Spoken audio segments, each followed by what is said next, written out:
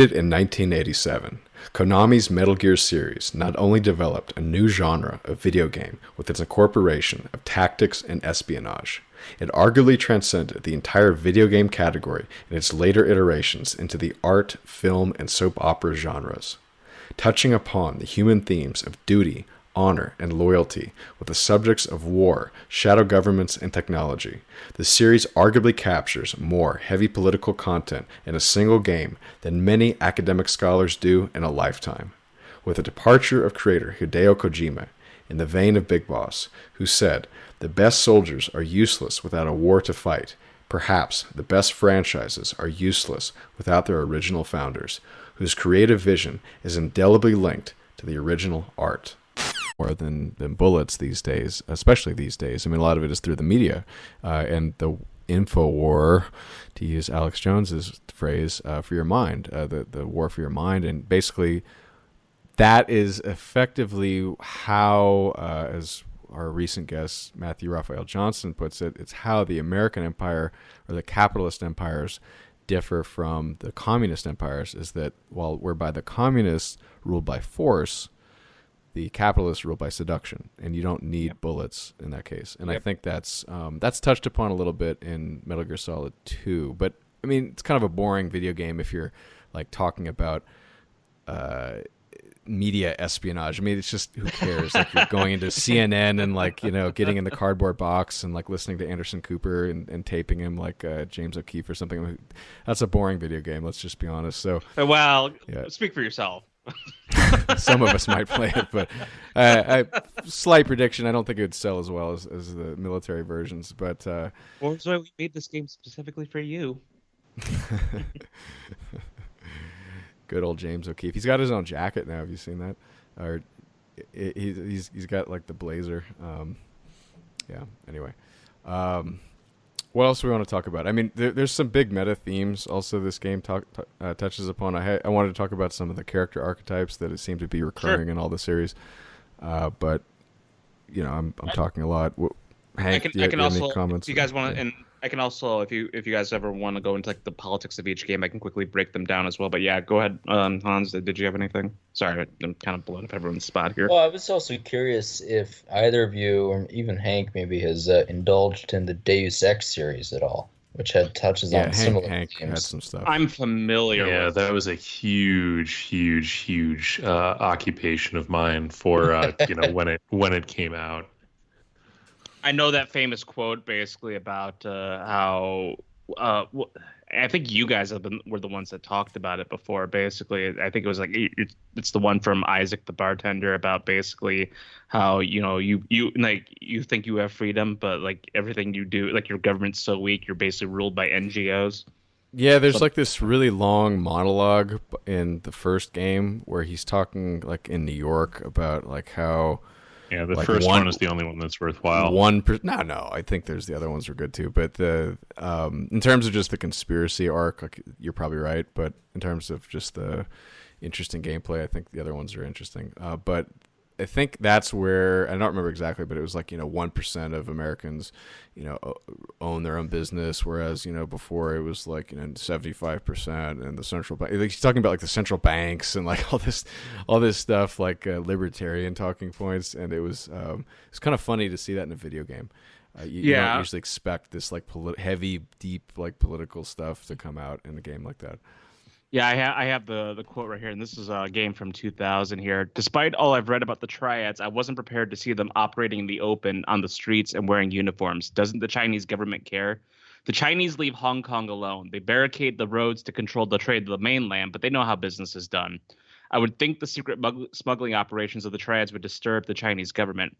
Maybe the luminous path, but China knows that the Red Arrow are business owners, entrepreneurs, community leaders, and that they protect the city from outside influences. You said outside influences. What does China fear? China is the last sovereign country in the world, authoritarian but willing, unlike UN-governed countries, to give its people the freedom to do what they want, as long as they don't break the law. Listen to me. This is real freedom. Freedom to own property, make a profit, make your life. The West, so afraid of strong government, now has no government, only financial power. Our governments have limited power by design. Rhetoric, and you believe it. Don't you know where those slogans come from? I give up. Well-paid researchers. How do you say it? Think tanks. Funded by big businesses. What is that? A think tank? Hardly as sinister as a dictator like China's premier. It's privately funded propaganda. The Trilateral Commission in the United States, for instance. The separation of powers acknowledges the petty ambitions of individuals. That's its strength. A system organized around the weakest qualities of individuals will produce these same qualities in its leaders. Perhaps certain qualities are an inseparable part of human nature. The mark of an educated man is the suppression of these qualities in favor of better ones. The same is true of civilization. Yeah, the best part about Deus Ex was the way that it just kind of threw absolutely everything in there, but there was still this kind of consistent undercurrent, like the notion of a conspiracy theory per se, as we've seen recently with how our current government is treating them, is sort of a challenge to authority, and that's really the only consistent part of Deus Ex. There's not this kind of evolutionary approach to like kind of the ongoing way that Metal Gear Solid interacts with a geopolitical situation, if nothing else, that's substantially changed over the course of the series. But I think that's a sort of an interesting contrast, which of course it's going to be kind of a different treatment when you interpret the series as a whole versus just kind of a single game. I remember in the original Deus Ex, they even throw in something about the Trilateral Commission and the Rothschilds and the Rothschilds. Yeah, that's the stuff I'm talking about. It's like just getting into this banking. But those are just those are just one-off things, and but they scatter in. If you kind of obsessively pore over all of the in-game materials, that was one of the first games to actually include like voluminous excerpts from, I think, the entire book, The Man Who Was Thursday, I want to say, which is like a public domain spy book the copyright had expired on from the early 1900s. The Man Who Was Thursday is a G.K. Chesterton novel, basically about a police officer who tries to infiltrate a mysterious secret society of anarchists, and one by one, it's revealed that all the members of because each one's named after a day of the week. One by one, it's revealed that all of them are basically police infiltrators, and they're trying to they're trying to nab one another for the most part, trying to figure out who Sunday is the one who's behind it all. Basically, that's the mystery behind it. But it's a G.K. Chesterton novel, and all of his novels are in the public domain. Well, there's even like a throwaway quote in the original Deus Ex about Kaczynski being right on certain topics, and I mean it's so on the nose, and they basically took everything, threw it in there, and just wanted to see if it would stick. But they even have the Twin Towers missing from the New York City skyline. I was like wondering if I should mention that. 98. I couldn't remember exactly if they. Well, that's I knew relevant to Metal Gear Solid 2 as well. Yeah. They were in Manhattan. I don't remember the Twin Towers being involved, but because it was raining the whole time, so I couldn't see anything. Either. And it's sad that the later Deus Ex games go into like really gay, analogies, literally for gay rights and all that. Like, oh, we're different. We want augmentation rights. Right. And it gets it tries to be woke and politically controversial like its predecessor, but it delves into very establishment style ideas of how to fight the system, man. It's like the X-Men. And it doesn't really go anywhere. You'll never see another Deus Ex game again that they won't even use fake names to refer to things that go on in real life. It just won't use any of that at all. Like in the original Deus Ex game, I'm not kidding when I say that the word Kaczynski and the words Trilateral Commission and like the idea of direct population control and the word Rockefeller like show up in game, and and it's in a real world context. Well, here's the quote right here about the one that you're referring to. The entire executive branch is handpicked. 19 of the last 23 U.S. presidents have been members of the Trilateral Commission. The Trilateral Commission is financed by the Rockefellers and the Rothschilds. Extremely woke. And Yeah. like it's great when they also they blend in the things that are kind of real reference to things that are substantially more kind of French. I mean, they talk about Adam Weishaupt a good deal in there. It's like, okay, well, I imagine that there are probably people who disagree, but like the notion that the Illuminati per se are like a coherent, ongoing organization is a little bit iffy.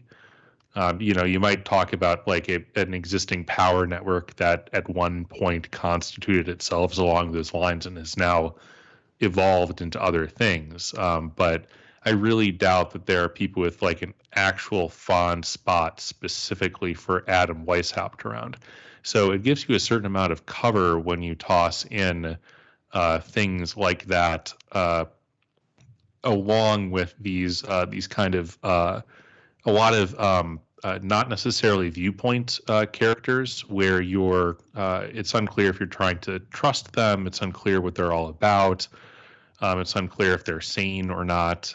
So you can get away with throwing out a lot of this stuff in a context where if it was just, a game about fighting the Rothschilds, you probably couldn't. Well, I don't remember, but I think they were. I'm not sure, but the impression I got I only actually played Deus Ex Human Revolution. It was about the augmentation storyline that Hans was mentioning.